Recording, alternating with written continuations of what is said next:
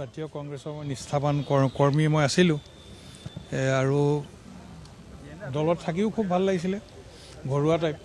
আজিও মোৰ দলৰ প্ৰতি ক'বলগীয়া একো নাই কিন্তু ৰাইজে মোক মানে খুব আপোনালোকে দেখিছে কেনেকুৱা আহ্বান জনাইছে উঠাবলৈ আৰু মই ৰাইজৰ আচলতে ইচ্ছাক মই নেওচিব নোৱাৰিলোঁ সেইকাৰণে ৰাইজক মই কৈছোঁ মই অহাৰ ইচ্ছা নাছিলে যেনেকৈ জেলত থাকিলেওতো নমিনেশ্যন ফিল আপ হয়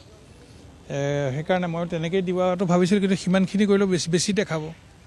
সেইকাৰণে ৰাইজৰ লগত আহিলোঁ ৰাইজে যদি জিকাব নিজিকালে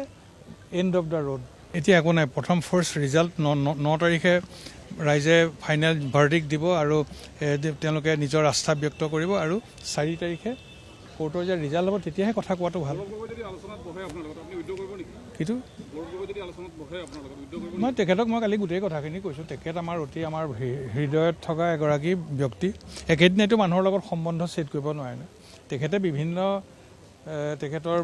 তেখেতেতো অকলে একো কৰিব নোৱাৰে গতিকে